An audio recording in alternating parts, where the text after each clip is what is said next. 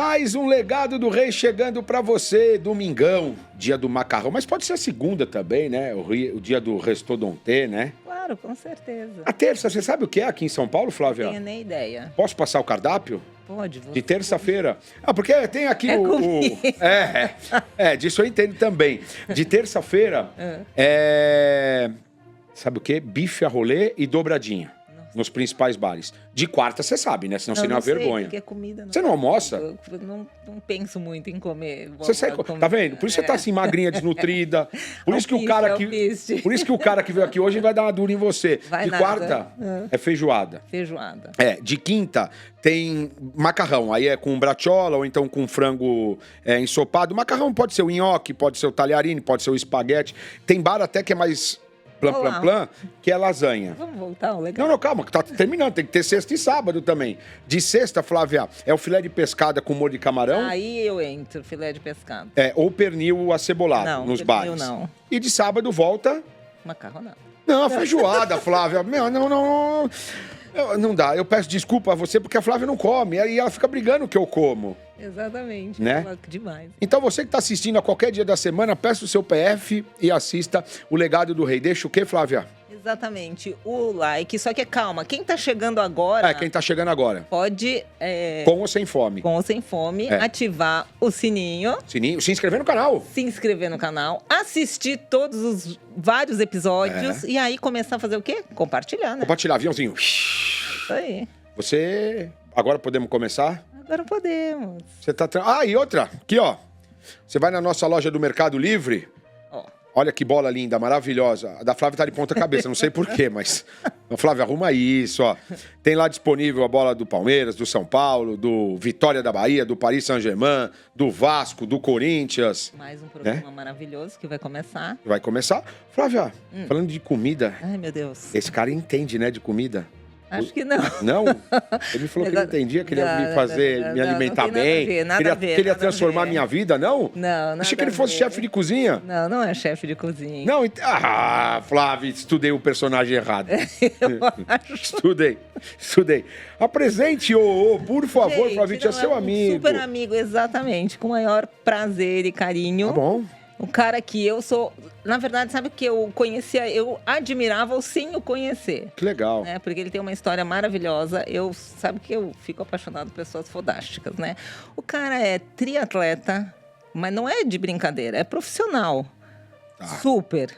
Foi top 5 nos Estados Unidos, top 5 aqui no Brasil. Caraca. Só que trabalha que nem gente grande, então não é profissional de verdade, ainda trabalha com... Ele trabalha e ainda consegue ser triatleta? Pois essa que é a questão. E não trabalha em qualquer lugar, o cara trabalha no mercado financeiro.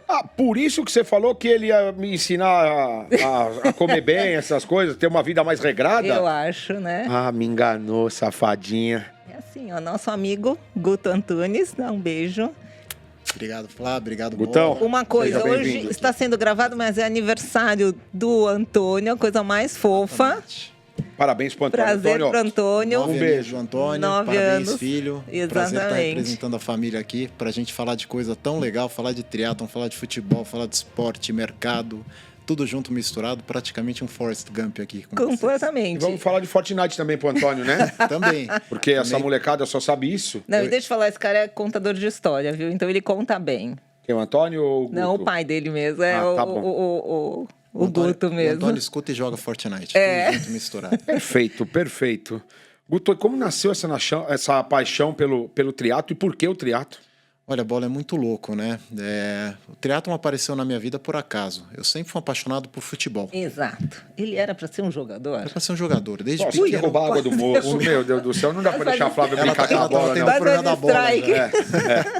Então, a história foi muito engraçada. Desde pequeno eu jogava bola. Eu era igual o Antônio, jogava futebol, queria ser Você é de Santos, não? Não sou de Santos, a minha esposa é de Santos, família inteira de Santos. A minha família é daqui, mas meu pai virou santista por causa do Pelé. De uma história muito bacana, que quando ele era pequeno, levaram ele no Pacaembu, e o tio dele era médico do Santos na época. O tio do teu pai, seria o teu tio-avô, mais ou menos isso, o tio-avô foi médico do Pelé no Santos. Foi médico do Pelé no Santos, e um certo dia ele entrou no vestiário, em 58, 59, quando o Pelé estava passando no auge, naquela primeira fase do primeiro campeonato mundial, e ele entrou e viu Pelé. Naquele dia ele se apaixonou pelo Santos. E foi assim a vida inteira dele. Ele me passou essa paixão, me passou essa história, e assim que eu virei santista. E o futebol sempre foi muito presente na minha vida. Eu joguei bola a vida inteira, joguei campeonato, e o meu primeiro sonho não era ser jogador de futebol, era ser jogador do Santos. Vou te perguntar uma coisa aí que eu venho percebendo a cada programa, e não desmerecendo o Santos de maneira nenhuma, porque depois o Santos ainda se fez grande, né? Mas todo mundo vem aqui e fala, eu comecei a torcer pro Santos por causa do Pelé. É impressionante esse carisma que ele passava, essa coisa do dom de jogar futebol, e como as pessoas não conseguem não dividir, mas fala assim, puta, eu gosto do Pelé, mas não vou torcer pro Santos. Porque automaticamente, se você não torcesse pro Santos, você estaria torcendo contra o Pelé. É isso. Mas é difícil você ouvir, principalmente hoje ou de outras equipes, eu virei torcedor do Palmeiras por causa do Ademir da Guia ou por causa do Edmundo. Não. Você vai virar torcedor do time, porque meu pai me levava, eu me senti aquela afinidade, né? E eu acho que com o Santista é diferente. Pelo que a gente escuta, o Santista não dessa geração, porque vai mudando, mas começou lá embaixo, né? Por causa do Pelé. Então, mais uma vez, tira o chapéu pro Sormani. O único jogador na história do esporte, do futebol, que é maior que o clube é o Pelé. O Pelé é maior que o Santos. E tem uma coisa, o Pelé é maior que o futebol. Ele mudou a história do futebol, né? Se a gente olhar o futebol antes e depois do Pelé, era um esporte antes e transcendeu, virou outra coisa com o Pelé. Porque você acha que os caras começaram a tentar se igualar a ele por isso? Com certeza. O esporte, ele sempre... Na história do esporte, né? E aí a gente fala de triatlon também aqui um pouco. Claro. Sempre os GOATs, que a gente chama, os greatest of all time, os maiores de todos os tempos, são quem puxam o esporte para cima. Né? Não é à toa, no basquete, o Michael Jordan mudou o basquete também. Todas as táticas, o próprio Golden State Warrior hoje, arremessa de 3, porque era naquela época impossível parar um time como o Jordan, que não tinha um arremesso de 3 tão ligado quanto qualificado. Então foi uma forma de evolução tática. Naquela época ninguém parava o Pelé também. E são as histórias que meu pai me mostrava, me contava, e eu ficava maravilhado. Ele falava que naquela época o Pelé jogava, ninguém conseguia parar ele. Que quando ele decidia jogar, tinha jogo que o Pelé estava jogando mal, se é que o Pelé jogava mal em algum jogo, ele falava o mal do Pelé era o maior do outro time. E quando ele resolvia decidir o jogo, ele decidia.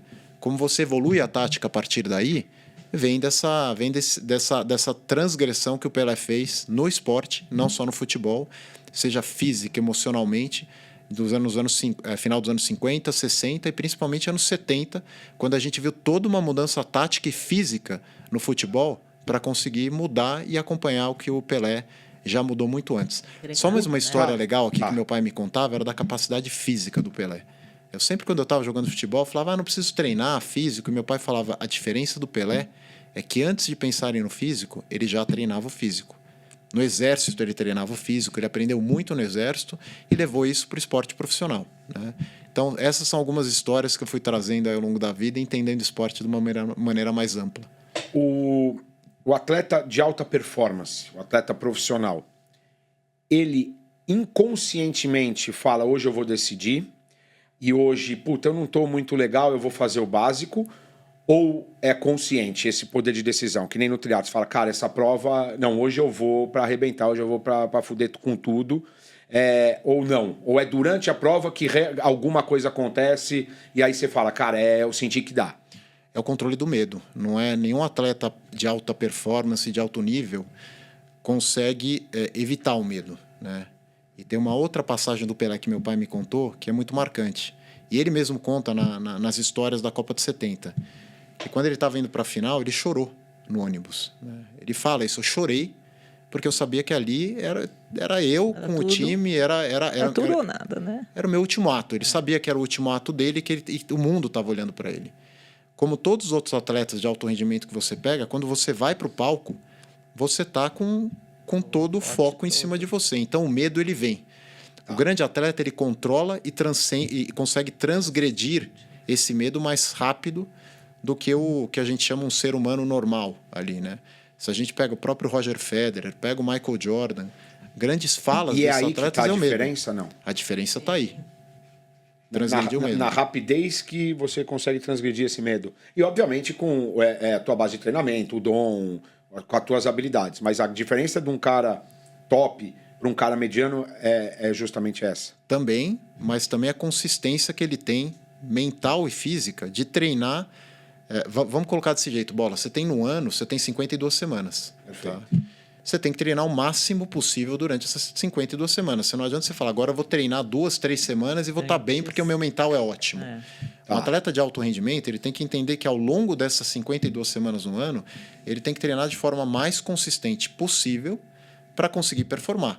Então vem também um poder mental para aguentar os treinos, para aguentar a rotina de vida, porque não é só treino. Um atleta de alto rendimento, ele tem uma vida. Ele tem pai, tem mãe, tem esposa, tem filho, tem tudo que está acontecendo em volta, que ele também precisa controlar esse ambiente de uma forma mais ótima possível, né? Vamos dizer assim. Que às vezes é muito complicado. Principalmente no futebol, né? Eu falo, porque a gente sabe, né? A família do jogador nem sempre é tão fácil de lidar por questões culturais. Enfim. E aí o cara tem mais essa carga que vem para cima dele. No triatlon é assim também, não? No triatlon, você tem um ecossistema que está em volta de você que te apoia muito. A Flávia, minha fisioterapeuta, ela me apoia há muito tempo já na minha caminhada aqui. Só que quando você vai para a prova, você tem um momento de solidão muito grande. Né? Você está com você mesmo naquele momento, mas com todo esse entorno em volta. Não é uma situação fácil para você controlar, tá? Mas você vai aprendendo a controlar também. É um aprendizado. Nunca é fácil, você sempre tem seus demônios, só que você tem que conseguir saber lidar com isso. E aí é que entra essa inteligência emocional que faz a diferença de atleta para atleta e que separa o joio do trigo, né? Porque se você tem essa capacidade de conseguir trazer todo esse entorno para o positivo, beleza? O cara voa. Que é o que teu pai fazia. Exatamente. E fora do campo ele não conseguia ter essa resposta tão rápida. Não, na verdade... Porque ele não era pressionado a fazer ou porque ele não queria? Eu acho que ninguém faz nada porque não quer. Porque eu acho que não tinha as habilidades para ser o que ele era na vida como ela é. Ele veio com essas habilidades e conseguia colocar no que ele foi feito no atleta. Exatamente. É isso. A canalização é muito forte, né? E uma coisa que chamava muita atenção no Pelé era o olhar dele. Quando ele entrava em campo, o olhar mudava. Ele conseguia, naquele momento que ele estava naquele ambiente, controlar o ambiente de uma forma que ninguém controlava. Ele controlava o ambiente, controlava o jogo, controlava a tática. Muito rápido, né? Muito rápido. Ele pensava muito à frente. Ele pensava muito à frente. Ele é daquelas pessoas que pensa além do tempo. Assim, é interessante isso, porque como eu brinco com meu filho e falo assim, pensa na frente, Arthur, pensa na frente. Mas é de pessoa, porque você tem que pensar já prevendo o que o outro vai fazer. E ele tinha essa sensibilidade. Só que é muito legal, Guto, que eu já trouxe isso num outro programa, até numa palestra que eu dei. O meu pai ficava naquela posição invertida, pernas para cima. E isso daí, você trabalha o sistema nervoso central. Ele sempre, aí foi alguém que veio aqui e comentou que ele sempre antes de... acho que foi o Rivelino. Antes de começar a jogar, ele deitava com as pernas para cima e ficava... ali ele estava preparando o mental dele para isso, para estar atento a esse circuito, entendeu? Porque foi criada aquela... lenda não, né? Que acabou, o Riva confirmou, que quando os caras falavam que chegava no vestiário, o time descia do ônibus, entrava no estádio, vestiário. Assim, puta, se o Negrão tivesse na maca de olho fechado, amigo, esquece. O jogo, ele ia arrebentar, ia destruir. Aí o Riva falou, não é que ele ficava na maca. A posição ao contrário, ele punha os pés na parede e a toalhinha, né, no rosto e ficava deitado. Mas tudo isso é essa transgressão que ele criou lá atrás, né, de uma forma empírica até, porque não existia a ciência, ainda estava se desenvolvendo, mas que diferenciava ele como gênio. Né? E foi muito engraçado com essas histórias. Assim, eu cresci com meu pai me contando essas histórias. Né? Eu não vi o Pelé jogar. Eu tenho hoje 45 anos e foi uma geração depois do Pelé. Sim. Mas eu senti o Pelé jogar, porque meu pai, ele contava para mim tudo que ele fazia na vida, detalhe, ele me contava. Eu lembro do primeiro videocassete que eu vi do Isto é Pelé, você deve ter visto muito também, Bola. Eu lembro que eu assistia aquilo... A gente rebobinava, via de novo, eu ficava vendo aquilo e algumas coisas me chamavam a atenção. E meu pai falava para mim, repara como ele joga o centro de gravidade dele para um lado e sai para o outro. Ele jogava o tronco para um lado e a perna já estava colocando para o outro, pronto para sair do outro. E aquilo para mim era tão fora. Às vezes meu olho se perdia na tela, eu não conseguia acompanhar quando eu era criança. Eu tentava imitar o drible e eu falava, não é possível. E para mim o mais impressionante, esse filme, meu pai brincava, vai gastar a fita, porque do tanto que você e teu irmão põem para frente e para trás... a época, eu não tinha esse discernimento realmente do centro de gravidade, de fazer...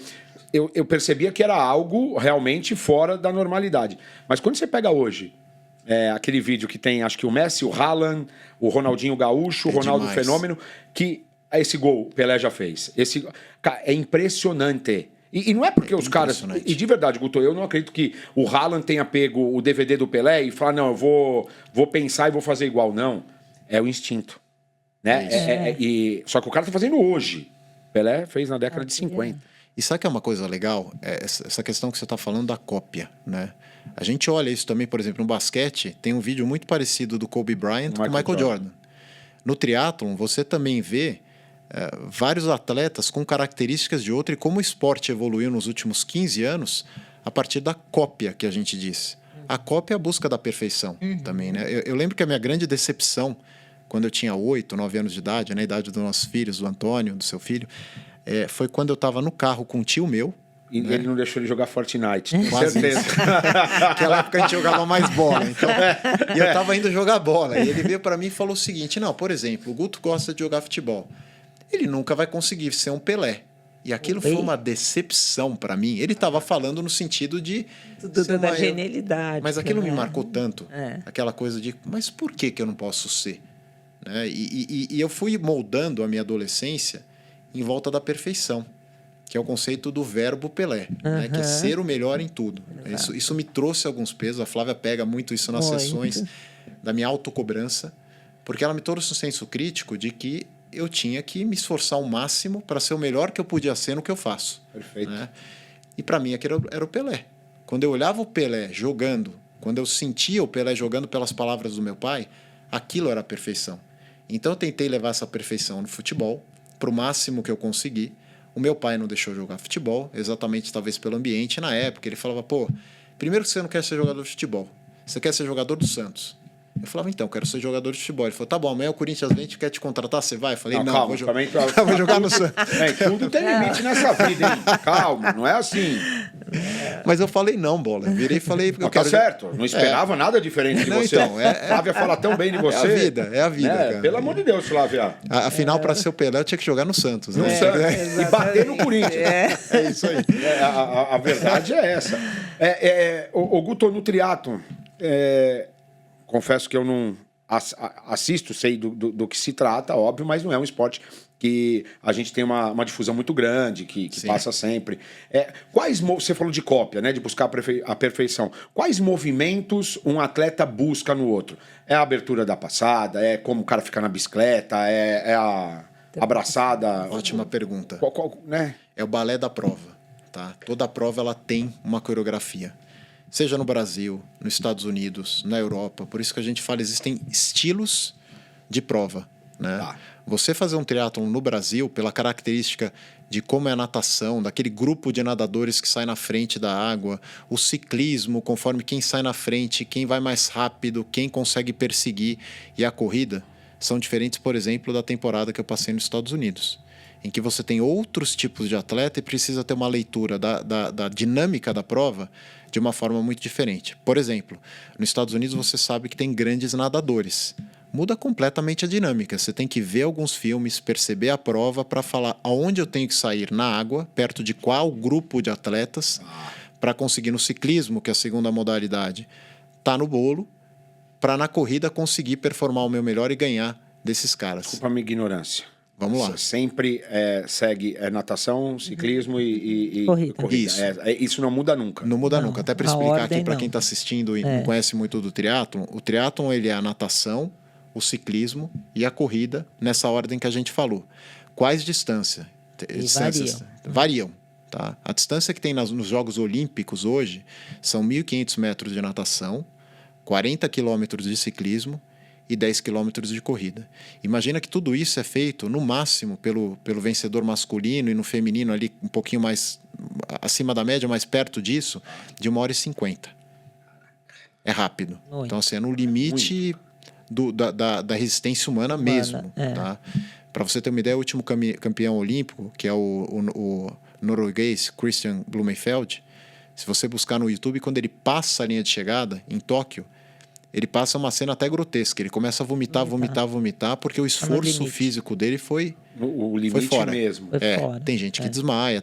É um esporte muito extenuante. E que você tem essa briga com o mental o tempo inteiro também. Pelé seria um bom triatleta? Não, pelas características dele? Não, porque eu descobri que ele não sabia nadar. Não sabia nadar. E outra, então aí não dá pra dizer, como eu sou burro também. Seu pai não sabia nadar, velho? Não, na verdade, ele aprendeu mais. Não, peraí. Não, ele acabou aprendendo a nadar, mas ele não era um bom nadador. Mas eu vou te dizer, o negro é pesado. Eu, metida, fiz triatlon por um período e onde era a minha dificuldade nadar. A nossa formação corporal é muito massa, então a gente afunda. Então o impulso, o que a gente faz de força dentro da água é surreal. Ah, tá. O problema seria a natação, é isso? Seria a natação, com certeza. Não as provas de solo. Mas hoje... Terra. Porque como é que a gente pode explicar os maratonistas etíopes, por exemplo? Não, completamente diferente. Olha o estilo de corpo do meu pai.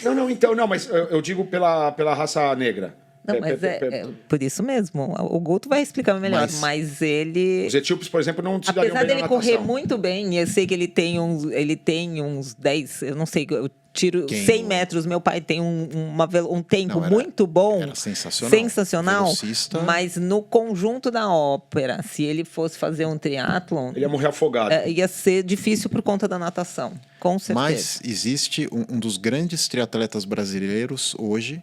Ele é negro, Thiago Vinhal. Um grande amigo meu, um abraço para ele. O Vinhal, ele teve uma evolução. A ciência hoje permite isso. Né? De certa forma, você maximizar o que você tem como ponto de desenvolvimento para conseguir chegar nisso. O Thiago Vinhal é um grande exemplo disso. É um dos grandes atletas brasileiros, negro, e que consegue performar na natação também. É um grande corredor também, mas hoje ele tem uma natação e um ciclismo muito forte. Porque eu acho também que o esporte vai moldando, né? Quando você começa jovem, o menino que é um pouco mais alto, vai pro basquete ou pro vôlei, ele tende a espichar pelos movimentos que o esporte exige dele. O cara que vai pro triatlo também vai moldando o corpo dele para aquele esporte. O futebol vai exigir um pouco mais de perna, você vai fazer um pouco mais de musculação. Eu acho que aí também vai de você moldar. Não dá para você tirar um cara com 25 anos do futebol e falar, agora você vai ser o melhor do triatlo. Mas foi o que aconteceu comigo. Essa é uma história legal. Ou seja, eu não sei merda nenhuma. E ele falou, ele não sabia mesmo. A Bola falou aqui aleatoriamente, mas Exatamente. A minha história no triatlon foi aleatória. Tá? Eu jogava bola. Muito e bem. Você jogava bem, Guto? Jogava bem. Eu joguei em algumas posições. Joguei de volante, joguei de meia. Fui jogar de meia atacante por causa do Pelé. Porque eu queria jogar com a 10. Eu lembro que meu pai, ele era da comissão técnica. Do Santos? Não, do Clube Pinheiros na época, que é onde eu estava com 8, 9 anos jogando. E eu jogava com a camisa 8. E um dia eu cheguei para... cheguei para ele um dia no vestiário, aquela coisa de distribuir a camisa antes do jogo. Eu olhei para a cara dele e falei, a 10 é minha. Ele olhou para minha cara e falou, como? Eu falei, a 10 é minha. Ele falou, a 10 você tem que merecer. Eu falei, o que eu preciso fazer para ganhar 10? Ele falou, você tem que jogar bem, dar assistências, conseguir ser um meio atacante mais agressivo e fazer 2 gols hoje. Eu consegui tudo nesse jogo, eu saí do jogo, eu falei, agora a 10 é minha. Então eu tinha essas coisas meio... E aí eu fui parar no triatlon, numa dessas, meu pai falava, olha, eu não quero que você jogue, e eu parei de fazer esporte de uma forma mais competitiva no futebol. Até engordei bastante na época, né? Falei, pô, não quero mais fazer. Desde que eu parei, eu engordei. É impressionante. Mas agora a gente vai te pôr no triatlon na corrida. Eu não sei nadar. Eu não sei nadar, não sei andar de bicicleta. Esse negócio não vai dar certo. E aí, ele, com 22 anos, eu falei, eu preciso emagrecer. Eu vou correr. Eu nunca tinha corrido, né? E eu entrei na Universidade Mackenzie e eu precisava de uma bolsa. Meu pai falou, olha, você vai entrar no Mackenzie, tenta uma bolsa, vê se tem futebol. Só que eu entrei lá, tinham grandes jogadores de futebol universitário. Falei, vou ficar um tempo para emagrecer e conseguir jogar de novo. Eu falei, vai me custar caro, ele pensou, eu vou conseguir essa bolsa. Eu falei, onde tem menos gente? Aí falou, atletismo. Olha, tem atletismo, porque ninguém quer correr, é muito duro, e natação. Eu sempre nadei como esporte na vida, né? Eu gostava de nadar. Tá. Eu falei, bom, vou correr. Na minha primeira prova de um campeonato universitário, eu tinha acho que 2 meses de treino. A nossa treinadora chamava Alessandra, era da Funilense na época, de São Caetano. Ela veio e falou, olha, eu vou te pôr para correr os 800 metros na pista e 3 quilômetros na pista, que tinha 3.000 metros na pista. Eu falei, tá, o que eu preciso fazer? A história de novo da camisa 10. Da camisa 10. O que eu preciso fazer para conseguir a bolsa? Você tem que ficar entre os 3 primeiros do Campeonato Paulista. 3. E eu tinha um corpo, eu tinha emagrecido já, mas meu corpo ainda era de um atleta de futebol. Né? Pernas mais grossas. Eu tinha um outro porte físico, né? Eu falei, bom, vamos lá. Eu fiz a primeira prova, fiquei em segundo. Quase morri. Né? Cheguei no final... Mas entregou. Entreguei. Mas eu tinha outra prova 30 minutos depois. Eu lembro que eu estava passando mal. O primeiro foram os 3.000 ou os 800? Foram os 800 e o segundo depois eram os 3.000. Ou seja, se morrer nos 800, nos 3.000, amigão. Eu estava pensando assim. Chama o táxi. Mas eu tinha conseguido as duas. A bolsa era... Sim, a bolsa era as duas. As duas. Era o acordo. Eu fui na segunda, fiquei em segundo também. Quase morri no final da prova, né?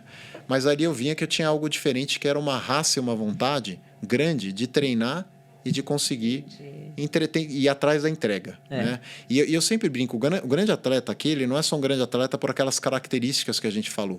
Ele tem muito da questão da raça, da vontade e de lidar com tudo de errado que dá durante o jogo. Né? O jogo... Normalmente você mentaliza o jogo como algo que, olha, eu vou fazer aquilo, vai dar certo. Por exemplo, futebol, o cara vai me tocar, vou fazer a cabeçada, no final dá tudo errado. Tudo aquilo que você pensou, ele vai por um outro caminho, porque é o jogo. Sim. O triatlon é assim, às vezes você vira a boia, né? Você tem boias no mar que você tem que contornar. Às vezes você vira a boia, o teu óculos cai, ou você toma sem querer uma pesada na cara. Como você reage a esse tipo de situação? Vocês fazem igual surfista, estudam vento, maré, força, tudo? Tudo. A gente, na verdade, é muito intuitivo você chegar na prova, aquecer, que é o que eu ia falar. O grande atleta, ele é um grande executor. Já tem um script, né? E talvez o que o Pelé fazia era isso. Ele, quando deitava e fechava os olhos, ele estava repassando esse script inconscientemente do que tinha que fazer para o jogo. O grande atleta, ele chega, ele sabe que ele tem que ver a maré, falar com o salva-vidas que está na praia, está puxando para cá, para lá, saber ler a entrada, ler a saída do mar, ler o vento para o ciclismo também, e na corrida conseguir se perceber. Porque na corrida você já está na última fase do triatlon, já está muito cansado, já mais desnutrido, vamos dizer assim, né? Você tem que ter se alimentado bem durante as outras etapas para conseguir chegar no resultado final que você procura. Deve ser uma loucura. E no triatlon ainda você tem adversários, né? Além além de você. De você, né? Do teu limite, você disputa contra outros. E tem algumas histórias engraçadas aqui com atletas de nível mundial que são Pelés, né? Australianos. Inclusive, eu vou pedir para pôr, viu? A partir da semana que vem. Legado do Rei. O Pelé dos podcasts. A gente pode agora? Virou verbete? Sim, é verbete. Né? Você autoriza, Flávio? Autorizado. Como filha do rei? Gostei. Então tá bom. E olha, esse verbete a gente usa em casa desde pequeno.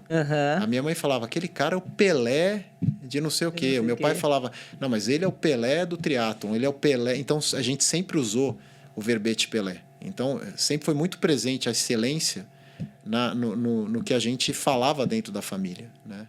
Então, Guto era o Pelé de casa. O Guto, com certeza. Bonita a camisa dele, né, Flávio? Linda, né? Essa aqui é do museu lá, ou Guto? Essa aqui não. Essa aqui eu achei... Eu sempre falo que as camisas que eu tenho do Pelé, do Santos, elas me procuram, né? Elas chegam. Essa aqui chegou um dia que eu estava zapeando na internet, ela apareceu, eu falei, mas que coisa maravilhosa, né? Ela tem o meu time, que é o Santos, o Pelé na fase jovem inicial dele, quando ele chega ao Santos e faz toda essa mudança, né?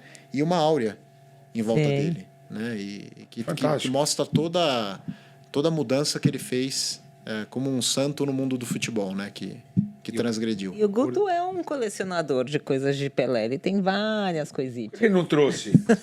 Olha, Não, porque não eu dava, trouxe a né? camiseta de tanta Já coisa. Não dava. Mas ele é muito colecionador. A história do Você Pelé... tem bastante coisa de Tenho. Pelé? Ele é Porque muito- ela se cruza... A minha história com o Pelé é a história com o meu pai. Exato. O meu pai...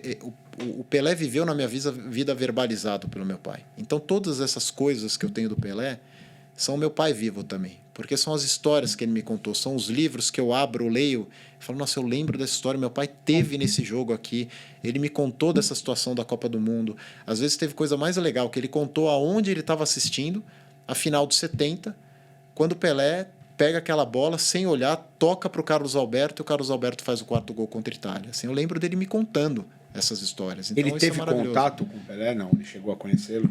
Olha, não. Na verdade, ele não teve porque ele deixou eu ter. Que é esse jogo do vestiário. Não, ele teve nesse jogo do Ah, vestiário. tá, foi teu pai, é verdade. Ele teve pequeno, mas o contato que ele teve... Eu tenho 2 histórias com o Pelé que eu tive contato, né? E as 2 foram maravilhosas, que foram nesta fase que eu escutava toda essa verbalização do Pelé virando um sonho. E dentro daquele meu sonho, uma vez eu estava no aeroporto de Nova York com meu pai, né, 8 anos de idade, eu estava fazendo alguma baldeação, acho que... Na verdade, fui jogar bola no Canadá pelo colégio, e eu estava voltando, meu pai estava junto. Jogar mais perto para esse monstro jogar bola? Pois é.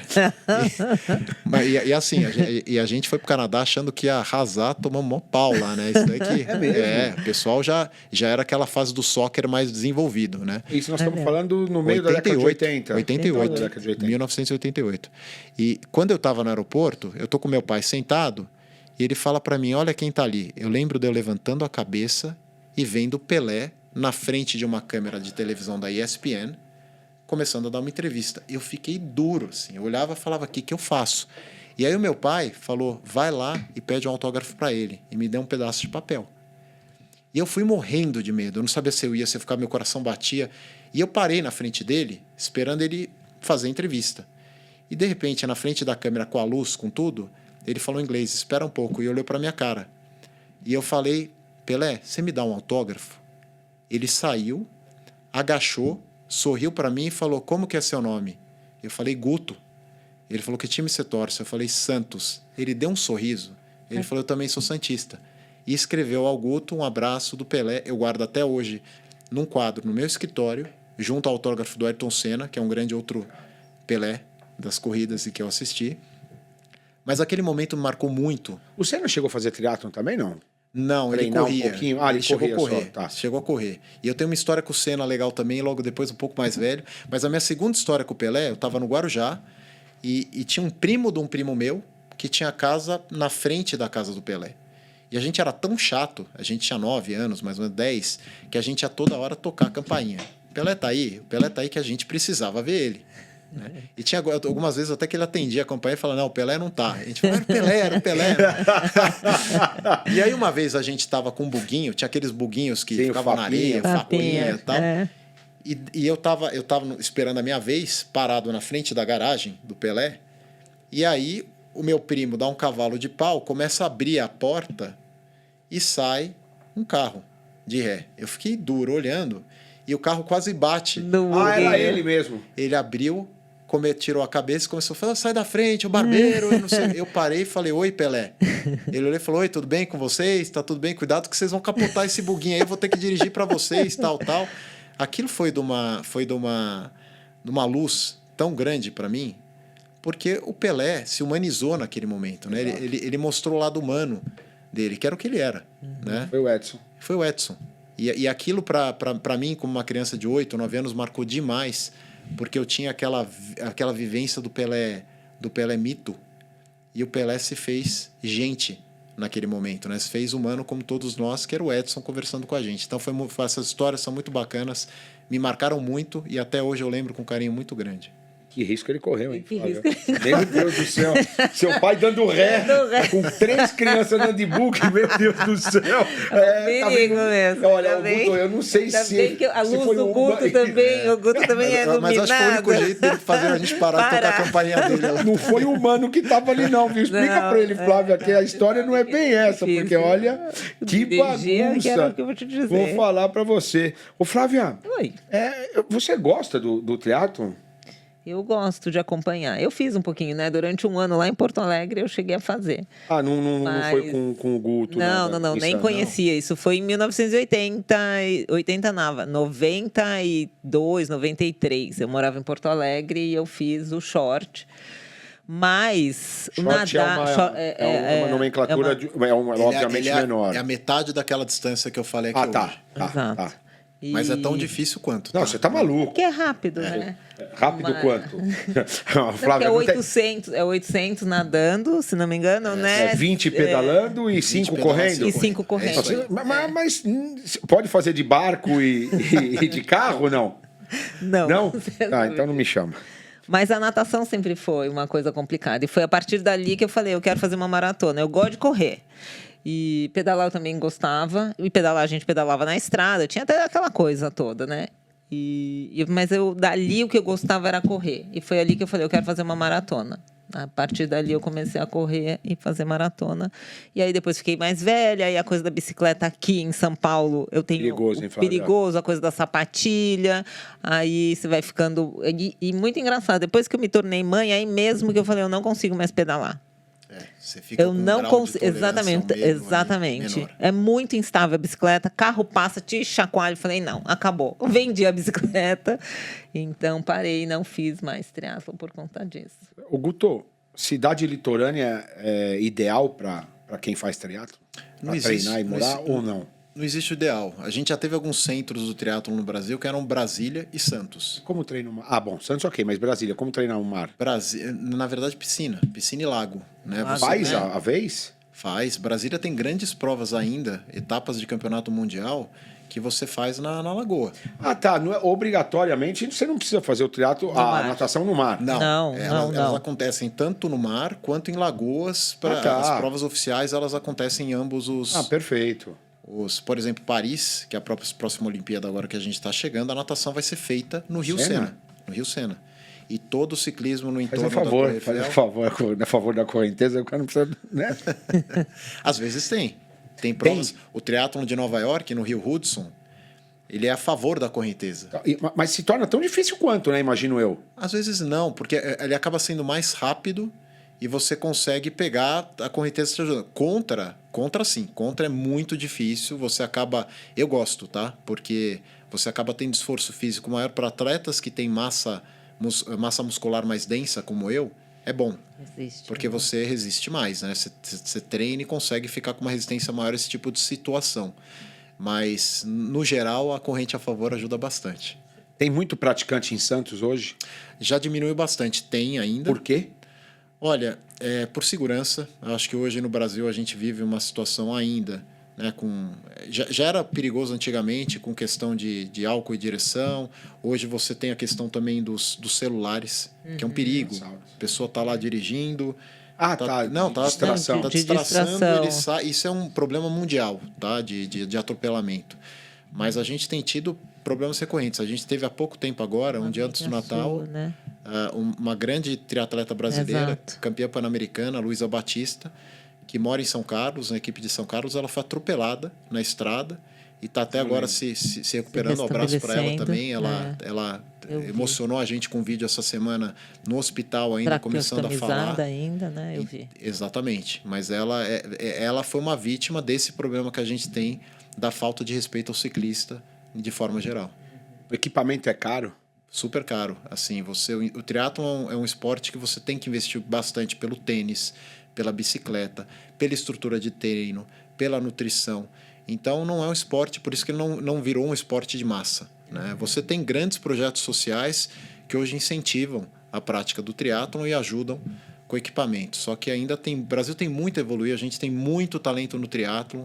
só precisa ter a iniciativa privada e o governo também. O governo apoia, de certa forma, mas a iniciativa privada entrando um pouco mais, dando apoio para esses atletas que, quando a gente tem apoio, o Brasil vai muito bem lá fora, né? Por essa característica resiliente que o atleta brasileiro tem. Seria hoje, para o atleta brasileiro ter chance de conquista, de pódio numa Olimpíada, de ser não sei como é o campeonato mundial, como é isso, ele tem que treinar fora do país? Ele tem que passar alguns períodos fora. De novo, é aquela questão da dinâmica, né, do ambiente. Você viver em um ambiente competitivo, altamente competitivo, te ajuda. Né? Hoje a gente tem, por exemplo, um dos grandes triatletas brasileiros, Miguel Hidalgo. Ele passa temporadas na Europa. Então seria mais pelo intercâmbio esportivo de conhecimento de outros atletas para puxar do que propriamente uma falta de... não de investimento, mas de profissionais que pudessem dar esse treino aqui no Brasil. Não, profissionais, a gente tem excelentes profissionais. Então é mais esse intercâmbio... Intercâmbio para você conseguir sentir o outro atleta. É como você tem o teu time e você vai jogar na Europa. Porque você tem que saber o que está acontecendo lá, senão você vai para o Mundial e vai tomar pau. Né? Por que os times brasileiros têm que fazer cada vez mais e fizeram muito bem por alguns períodos? Jogar fora. Você precisa entender o jogo de uma maneira diferente. O triatlon é diferente.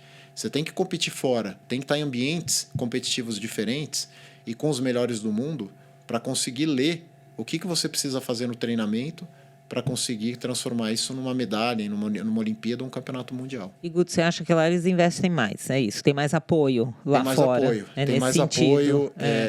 Mais apoio, uma cultura esportiva desde cedo. Né? Tem uma história muito bacana da minha filha, da Luísa. Quando a gente estava nos Estados Unidos... Ela estava no jardim da infância, que chama Kindergarten, lá. E um dia ela chegou em casa e ela falou, papai, eu estou participando do clube de corrida. Ela tinha 4 para 5 anos de idade.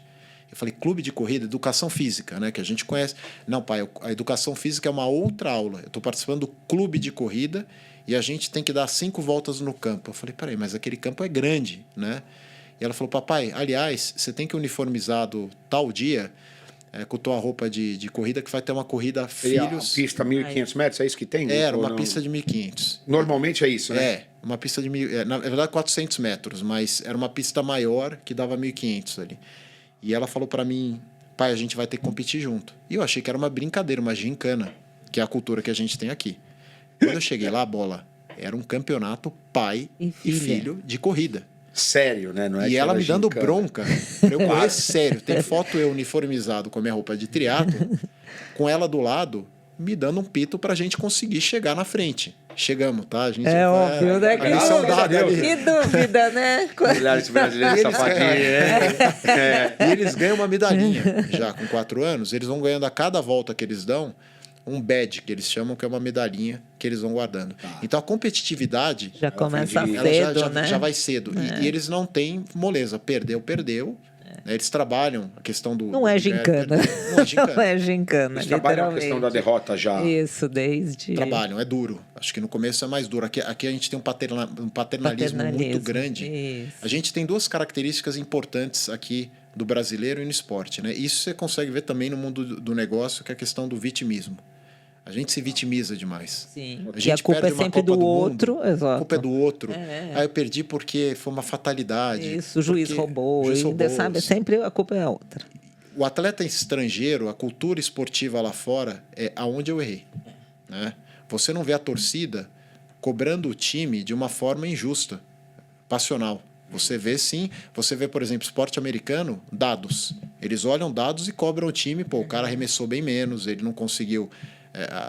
o average dele, a média dele caiu, né? É assim que eles analisam. Aqui a gente vai muito pelo passional.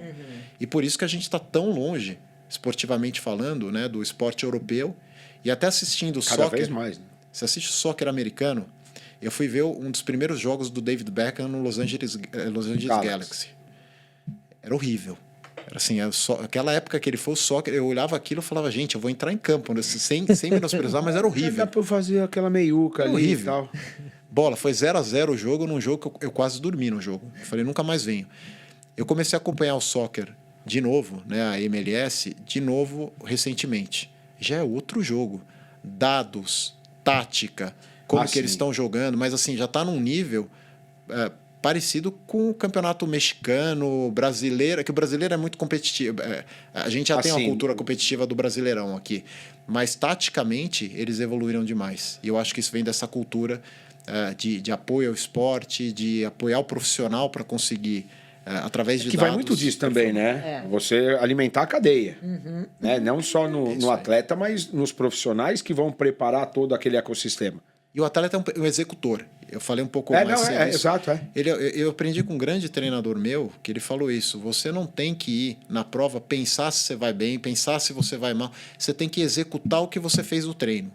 Você nadou para esse ritmo, você vai olhar se você nadou para esse ritmo. Se tem alguém melhor que você, não foi, vida aos céus. Ele está melhor que você. São dados, né? Sim. É isso que a gente tem que buscar como cultura de alto rendimento aqui. Que aqui está longe de acontecer, né? Aqui só serve o primeiro, só vê o imediatismo. Exatamente. É isso. Se não ganhou, tá tudo errado. E só mais um ponto, na questão do imediatismo que é importante tocar. No triatlon, não é só o primeiro que ganha. Teoricamente, às vezes a gente está olhando até o 20º ali, são boas posições. O 20º podia ganhar aquele dia, mas o primeiro foi melhor que o 20º, é muito próximo. Tá. Né? Então você tem uma cultura, lógico, vencedor, ele ganha a medalha olímpica, mas você tem uma cultura de olhar e falar que prova que aquele cara fez, que prova que aquela mulher fez, foi maravilhoso. É uma cultura diferente e que a gente precisa aprender um pouquinho mais. E vai muito também do que você está procurando na prova, né? Acredito eu. Não só você, mas a federação. Quando a federação vem para você e bota o objetivo, às vezes a federação sabe que o objetivo de ganhar uma medalha olímpica ou ganhar um campeonato mundial está um pouco distante. Né? Fazer um 10º lugar, né? É um grande resultado frente ao que acontece em nível mundial. E é reconhecido dentro do meio esportivo do triatlo. Mas a gente tem aquela coisa, ele foi 10º, né? Ele foi 20º numa Olimpíada, ele foi 20º do mundo. Né? Do mundo, para chegar numa Olimpíada, já foi... Então, eu acho que essa cultura... E na Olimpíada a gente vê muito isso, né? A gente não ganha. O Brasil... Só de estar lá, só do atleta estar numa Olimpíada... Dele ser um índice, é muita coisa, exatamente. De critérios que tem que passar. E tem uma história muito legal. Eu fui para um campeonato mundial de triatlon. Eu nunca busquei uma Olimpíada, porque... Todo o entorno, você tem que viajar demais. Eu trabalhava junto, né? Já na época, no mercado financeiro. Triatlo não dá dinheiro, Guto? No Brasil, não. E fora? Pouco. Para alguns atletas, talvez para 5, 10 atletas, sim. De altíssimo nível mundial.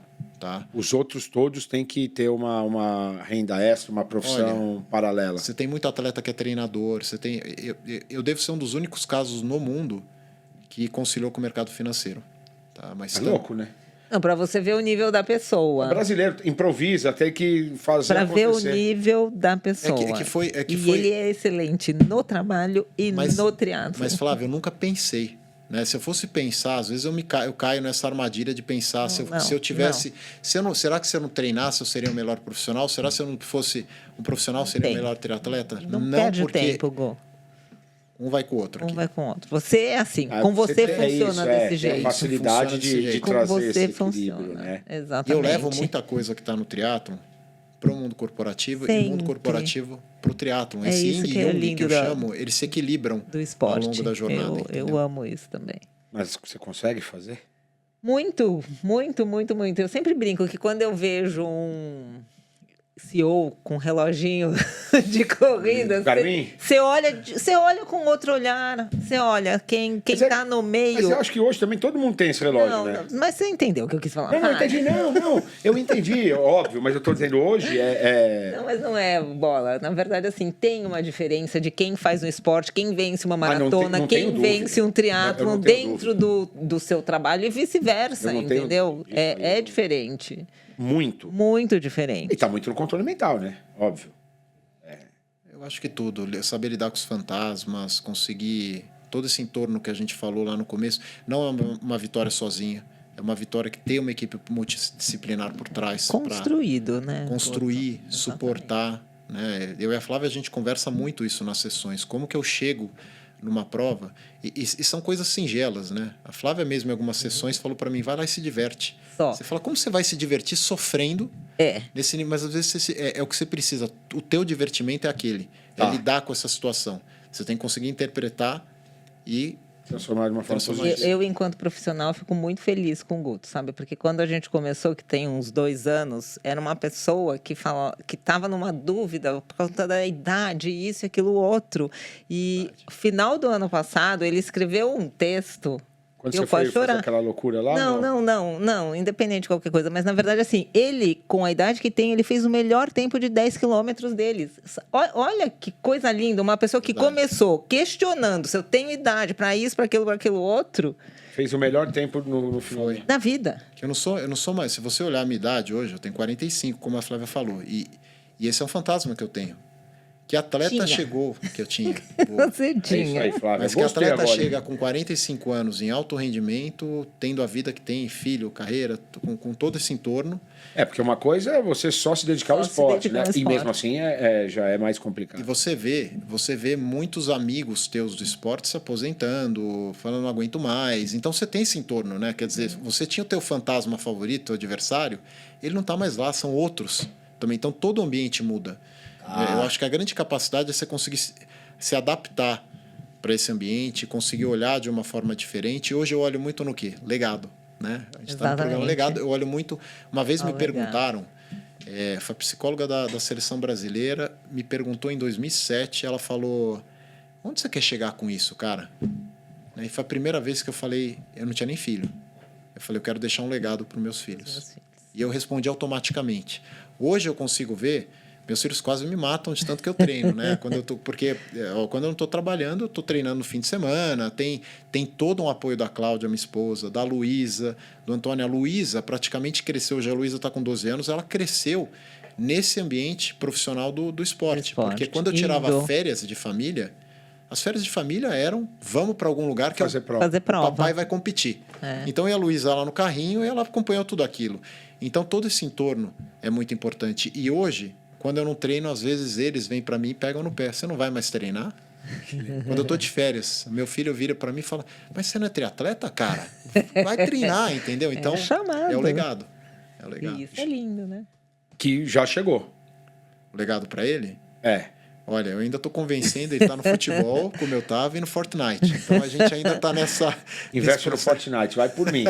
Não, esse negócio aí mas é considerado atleta hoje.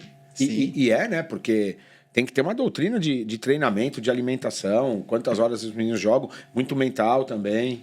Olha, eu tive o prazer, isso é muito importante falar, porque o meu filho ele fala hoje que ele vai ser jogador profissional de futebol, mas antes ele quer fazer uma passagem como jogador profissional de videogame. E tem muita gente que fala, que isso? Mas por quê?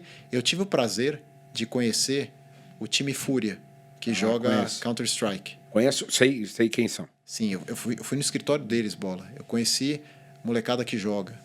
E eu estava comentando por Antônio, antes do jogo eles têm um trabalho de fisioterapia, eles fazem um aquecimento físico, eles têm um período que eles jogam. Não é um profissionalismo hoje nesse mundo. E uma equipe, é o que você falou, eles têm uma estrutura que é impressionante. Então, assim, a gente tem que começar a olhar o todo. Hoje, todo esporte que a gente tem, seja ele esporte ou seja o esporte, ele tem um entorno muito grande que apoia e dá essa estrutura para que o atleta consiga performar. O Arthur gosta de videogames, Flávio? Muito. Opa. Ele joga Fortnite também ou joga FIFA? Joga mais FIFA hoje, né? Hoje é mais futebol. Eu só consigo jogar FIFA. E bem mal, por sinal, viu? Porque não consigo. Eu tava falando pro Guto. O Guto ainda entendeu, trocou ideia com o Lorenzo. Que ele joga, o Guto joga. Olhei assim e ele falou, não, Bola, mas tem uma hora lá que eu me perco também. Esquece que eu não acompanho. Não dá. Hoje o controle fala, Flávio, você fala do controle. Não, eu confesso que eu não consigo.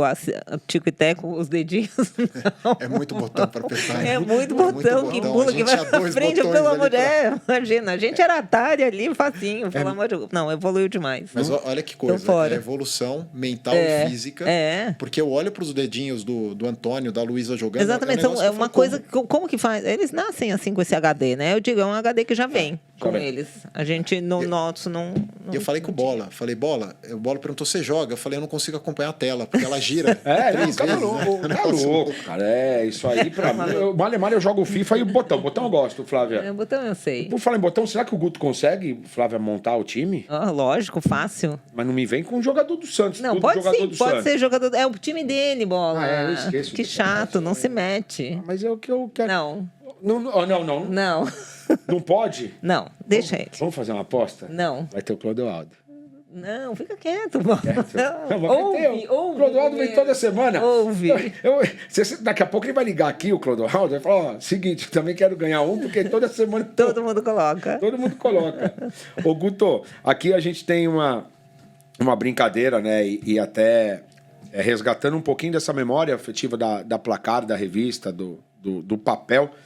E das nossas brincadeiras de criança, que era o jogo de botão, e vinha no fundo da revista as carinhas, os times, e a gente pede para o convidado montar o time de botão dele, o time dos sonhos, dos que você viu jogar, dos que você não viu, que você gostaria de ter visto, enfim. Pode ser no 3-5-2, no 4-4-2, no 4-3-2-1, não sei. Hoje em dia tem tudo aí. O seu time. Tem do 11 e o treinador, o resto o Shogun se vira. Sendo que o 10 é o Pelé, obviamente, lógico, né? Sim. Então, pode ficar à vontade, Guto. Você... Bom, vamos lá. Eu vou ter que ser criativo aqui, porque eu vi tanta gente. É o seu time. Não, é criativo. Não, criativo gente boa jogar. É tanta gente boa jogar que às vezes eu me perco aqui de lembrar quem que eu poderia colocar. Goleiro aqui eu colocaria o Marcão, né? Foi um tremendo goleiro que eu vi jogar pela personalidade, pelo que ele fez na Copa de 2002. Lateral direito, Carlos Alberto Torres. Esse aí marcou também as histórias da minha infância, postura, liderança. Quarta zaga eu colocaria ali... essa é uma briga difícil, hein? Eu colocaria Ramos Delgado, que eu escutei bastante do meu pai. E colocaria Ricardo Rocha, que a gente conversou. Foi um dos grandes zagueiros que eu vi jogar. Lateral esquerda, Léo. Para mim, Léo dos Santos marcou como ele uma geração. Representou, né, pro torcedor santista, né? Em caráter, respeito, dedicação. Aquele terceiro gol, o terceiro gol que ele fez contra o Corinthians. Na final do campeonato de 2002, eu estava na arquibancada, eu caí e não levantava mais. Então aquilo marcou. Né? Ele veio de onde, Guto? Olha, o Léo, se eu não me engano, ele jogou... é carioca, né? Eu não sei se ele é carioca, eu acredito que sim. Eu acho que ele teve uma passagem pelo Palmeiras. Ele chegou no Santos de mansinho e foi ganhando um status com toda essa geração que cresceu de 2002 e depois a identificação que ele teve com a torcida até hoje. Ele está nessa reconstrução do Santos. Então, ele é marcante em todos os sentidos para a torcida santista. E na minha vida, marcou 2002 por esse terceiro gol. Volante, eu coloco o Clodoaldo, sim. Mesmo vocês não falando... Não, é que todo mundo coloca. Todo mundo coloca o Clodoaldo. Se a gente não falasse, você ia colocar. Eu ia colocar, porque aquela cena antes do quarto gol, na Copa de 70 também, dele fazendo fila com os italianos, é o meu pai falando, olhando o vídeo... E ele falava, jogou no Santos também, tinha aquela coisa. E meu pai chamava ele carinhosamente de Corró, né? Falava Corró, então, para mim sempre marcou ali. Eu coloco também como meia, eu coloco o Pelé como meia atacante, lógico, a 10, e eu coloco o Maradona. O Maradona eu vi jogar. O Maradona, ele me aterrorizou quando eu era criança. Era o meu herói bandido. Porque você tinha medo que ele passasse o Pelé? Eu não tinha de representatividade? Não. Qual era o seu medo? O meu medo era jogar contra ele. Assim, era um bicho-papão para mim. Era aquela Copa de 90. Eu lembro a cena. E ele bem meia boca, né? Meia boca já. Mas 86 me marcou já. Foi a primeira Copa que eu vi inteira. Acompanhou mesmo. Né? Aí sim, foi o Maradona. Aquele jogo com a Inglaterra, eu lembro onde eu estava naquele jogo. Eu lembro da cena do gol de mão. Eu lembro dele fazendo fila. Ele foi um tremendo jogador. O Maradona não foi um grande atleta, mas ele foi um tremendo jogador de futebol. Se ele fosse o atleta que o Pelé foi, talvez ele chegaria em outro lugar. Mas um tremendo talento. Como explica, Guto, um cara com esse potencial, não sendo um atleta, virar o que virou? É a diferença do gênio pro grande jogador de futebol. Né? O Pelé é gênio, em todos os sentidos. O Maradona... O Pelé juntou os dois? Juntou os dois. Com certeza, físico, mental, personalidade. O Pelé foi perfeito. O Pelé era a perfeição. Né, como um atleta. Assim como a gente tem outros exemplos, Michael Jordan, Roger Federer, são perfeições, são né? feitos. Perfeitos, Né? né? Você tem outros gigantes jogadores de futebol aqui que não conseguiram chegar lá pela questão mental. A questão mental pega muito mesmo. E a gente não está julgando aqui. Não tem certo ou errado, claro. Vida cansa. Então, Maradona, para mim foi alguém que eu guardo ali com carinho gigante. No ataque, ali já indo para o ataque... Você está indo no 4-3-3. 3-3, porque o ataque para mim é... Agressivo, gosto assim. É mais populado. Eu colocaria ali na ponta direita, eu colocaria Manuel Maria. Escutei muito do Manuel Maria. Antes de escutar da relação dele com o Pelé, meu pai era um fã incondicional do Manuel Maria. Falava que foi o maior ponta que ele viu jogar no Santos. E olha que meu pai viu Edu, viu... Então, assim, povoou minha mente também. Eu vi muita jogada dele, então me marcou também. Tá? O azar dele é que tinha o Garrincha, né? Exatamente. Que era um fora de série. Né? Não era um atleta. Exato, é outro desses fora de série. Centroavante, Ronaldo. Ronaldo foi um fenômeno. Ronaldo foi o meu Maradona. Né? Foi quem eu consegui ver uma perfeição como centroavante, alguém que conseguia renascer das cinzas. Foi uma época muito importante para mim, que eu tive uma lesão perto de quando ele teve ali entre 2000 e 2002 também. E aquela história dele voltar para uma Copa do Mundo me ajudou muito a ver que eu também poderia voltar para o esporte depois de uma lesão grave, né? Então ele é um exemplo de resiliência, de força, de futebol moderno. Ele mudou o futebol para essa nova fase que a gente tem agora, do marketing, do grande atleta, do boleiro que consegue ser instrumento de mídia também, porque joga bola e tem uma diferenciação. É o Ronaldo para mim. E ali como meio atacante, eu não poderia deixar de dizer aqui o Neymar.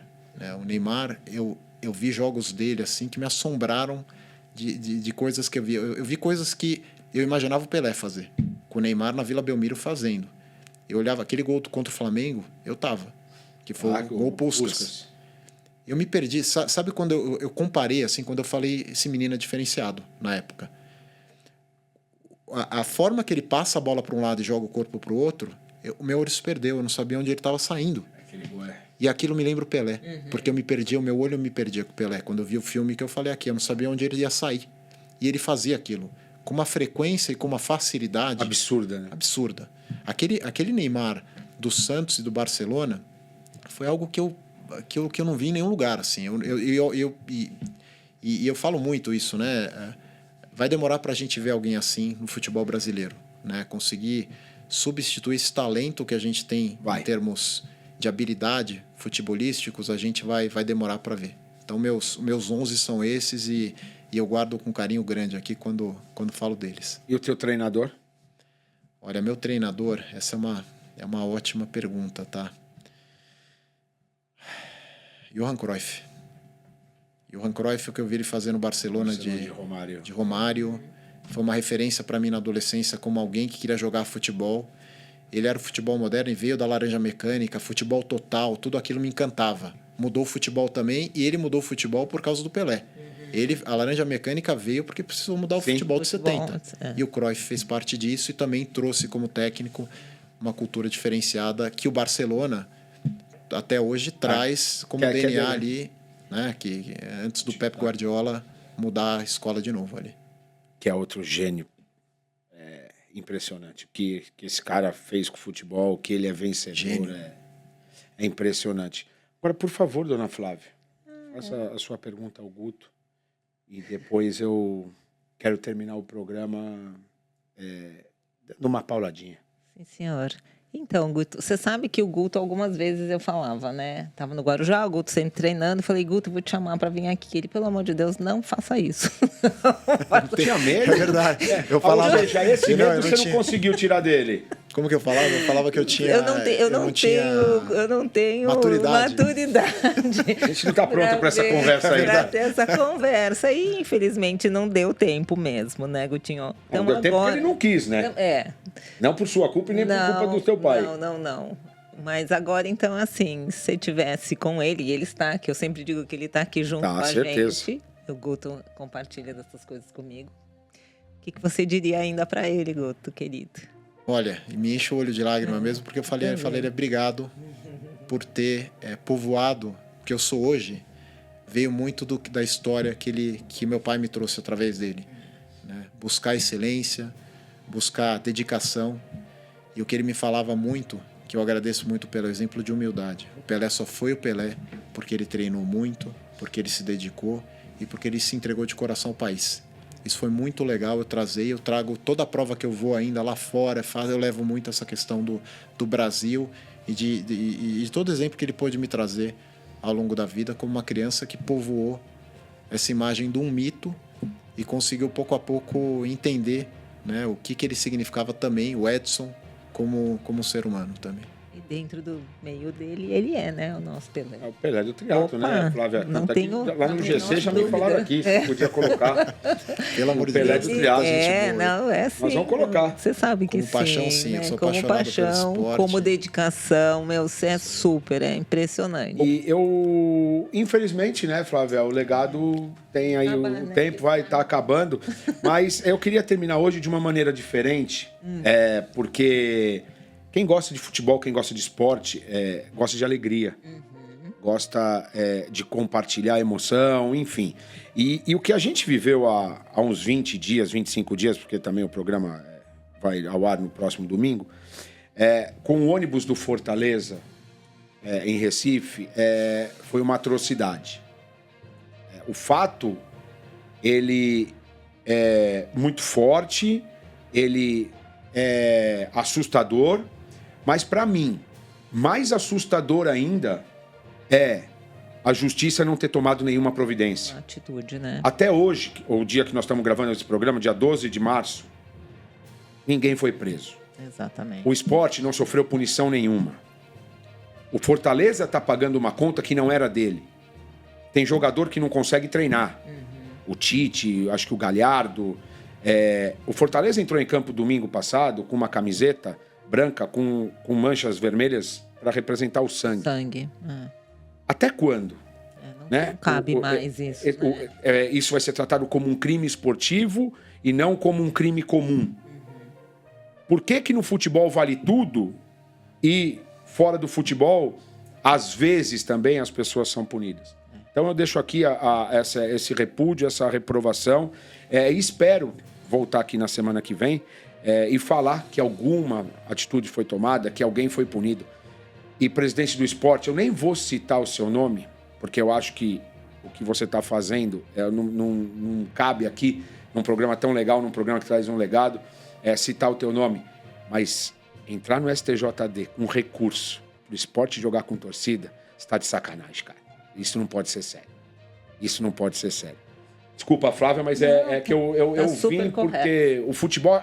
E aqui a gente depende disso, eu acho. Né? Isso, com certeza. Acho que a gente depende disso. Mudar isso, pelo amor de Deus. Isso é um lugar de amorosidade, né? Foi sempre que o meu pai pregou. Amor, trazer, né? União, família, alegria, sabe? Alegria, futebol. não é lugar. É isso.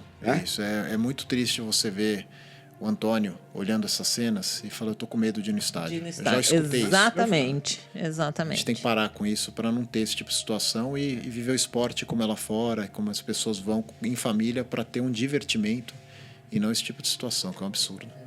É isso. E se o presidente do esporte quiser falar, os canais estão abertos aqui para tentar justificar o injustificável. E quem gostou, Flavícia? É isso aí, né? Dá o like, né? Dá o like. Compra a bola do Palestra. Compra a bola. Do Palestra, tá? Do Palestra. Não. Não, compra a bola, é isso. Ative o sininho e acompanhe a gente aqui, ó. Todos os episódios e mais um maravilhoso. Mais um fodástico. Fodástico, eu gostei dessa palavra. Agora eu vou... essa. Legado do Rei é o Pelé dos podcasts. Olha, legal, hein? Um beijo. Beijo. Até a semana que vem.